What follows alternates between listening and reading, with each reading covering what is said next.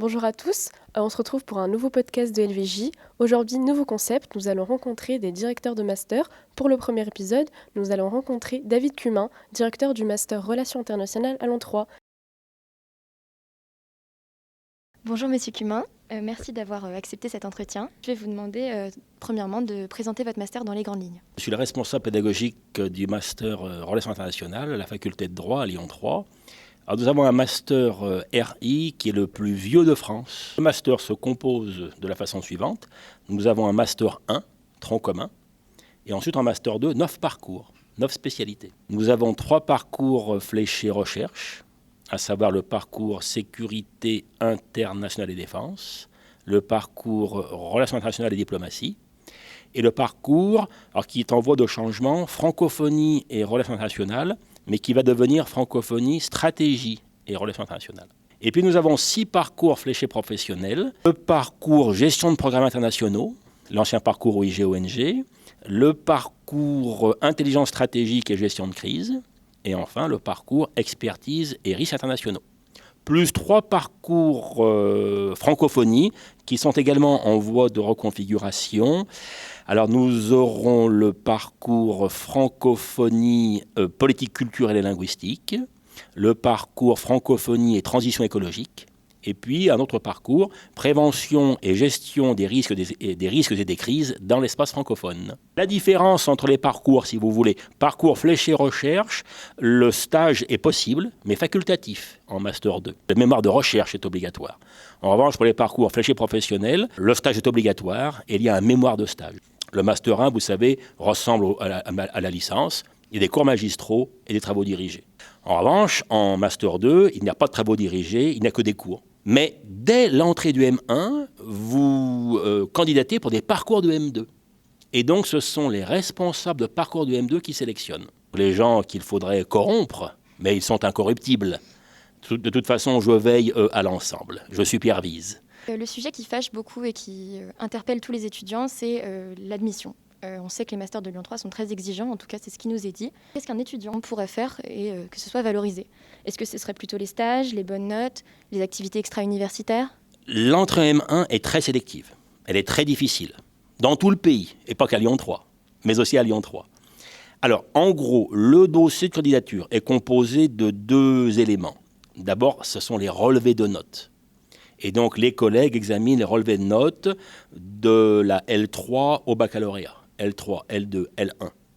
Donc ce qui compte, c'est quand même d'avoir une bonne moyenne générale à la licence et aux différents semestres. Ce qui est apprécié, c'est la progression. Si vous avez commencé très haut en L1 et que vous baissez en L3, c'est pas bon. Vous commencez à 10 sur 20 en L1, vous montez à 13 en L3, c'est très bien. Ensuite, deuxième élément du dossier de candidature, et là, il revient à chaque étudiant de le soigner, c'est la lettre de motivation avec le CV. Cette lettre de motivation, il faut coller au parcours demandé. Si c'est un parcours fléché professionnel, il faut mettre l'accent sur votre perspective professionnelle, que déjà vous avez effectué des stages, ou déjà vous avez des idées de stage. Si c'est un parcours fléché recherche, il faut insister sur votre appétence à la recherche, que déjà vous avez écrit, que déjà vous avez des projets de mémoire, etc. Puis il faut montrer, toute votre appétence pour les RI en général, et en particulier pour ou la défense, ou la francophonie, ou la gestion de crise, ou l'expertise, ou OIG-ONG, ou la diplomatie. Il faut insister beaucoup sur vos compétences linguistiques si vous en avez.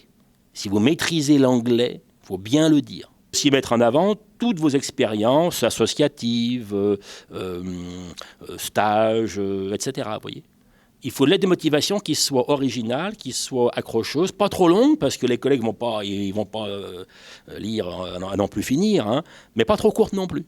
Et puis mettez en avant tout ce qui sert votre cause.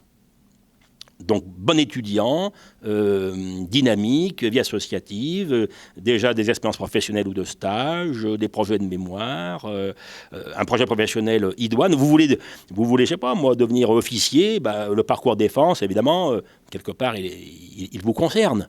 Vous voulez tenter les concours des affaires étrangères, mettez l'accent sur, là, c'est bon pour le parcours diplomatie, etc. Quand on est dans une licence bidisciplinaire comme la droit Sciences Po ici, est-ce que du coup, le fait qu'un étudiant ait peut-être des moins bonnes notes en droit mais bonnes en sciences politiques, est-ce que c'est important? Oui, bien sûr que les collègues, en général, voient les moyennes générales. Mais comme vous vous destinez à un master sciences politiques, on va d'abord voir vos notes de sciences politiques. Inversement, les collègues qui sélectionnent en master de droit regardent surtout les notes de droit, c'est logique. Donc bien sûr que le master RI est un petit peu prédestiné aux étudiants de la licence de droit sciences politiques. Et je ne dis pas qu'ils sont favorisés, mais quelque part, on en prend quand même pas mal. Pour une raison objective qui n'est pas arbitraire. Vous avez été formé par nous au RI. Bon, bien sûr que le master RI à Lyon 3, vous êtes bien placé, quoi. En master RI, si vous voulez, il y a à peu près un quart des étudiants qui viennent de la licence droit Sciences Po. Un quart, un tiers à peu près. Et tout le reste vient d'autres formations à Lyon 3, ou même d'autres que Lyon 3. Est-ce que vous pouvez nous parler un petit peu des débouchés qui suivent votre master et qu'est-ce qu'un étudiant ferait en fait après celui-ci?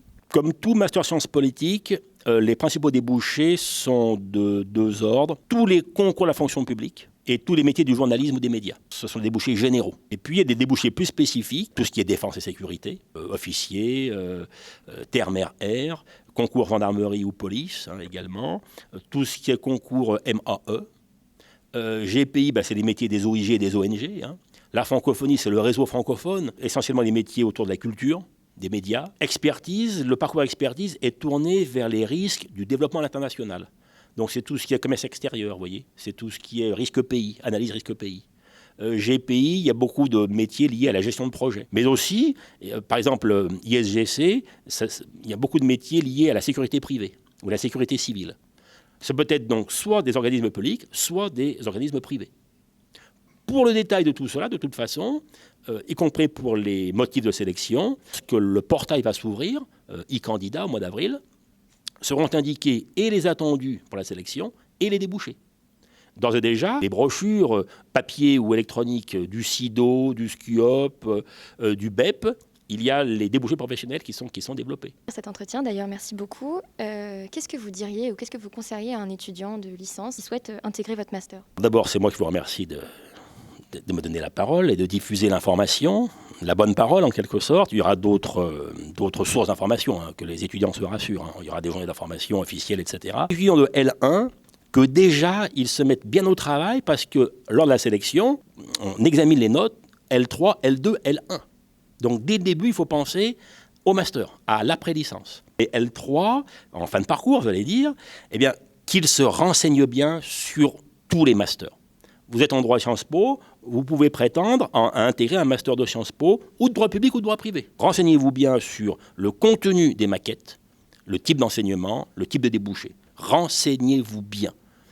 Et après, rédigez la meilleure lettre de motivation possible. Autrement, de manière générale, si vous visez le master RI, il y a deux choses qui vont compter. C'est maîtriser des langues ou au moins une langue étrangère. Il faut vraiment être bon en anglais. Moi, je ne suis pas très bon en anglais. Mais bon, j'ai le droit, je suis le directeur. Autrement, bien sûr, il faut se passionner pour les RI, se passionner pour le vaste monde, avoir des cartes du monde dans son bureau, dans sa chambre, et les contempler longuement. Et puis lire autour des RI, en français, en anglais, ou la défense, ou la diplomatie, ou le commerce extérieur, ou la gestion de crise, ou la francophonie, qui est Vous savez, nous, la France, je vous dis, il faut cultiver l'anglais. Mais nous, la France, on a cette chance, notre langue est une langue mondiale. Donc, s'intéresser au réseau francophone aussi. C'est un réseau considérable qui est trop peu connu, alors qu'il y a des gisements de métiers et de réflexion. Merci à tous d'avoir regardé cette vidéo. N'hésitez pas à la liker, à la partager et retrouver toutes les précisions en barre d'infos. Si vous avez des questions ou des propositions de master, n'hésitez pas à les mettre en commentaire. Et à très vite pour le prochain épisode.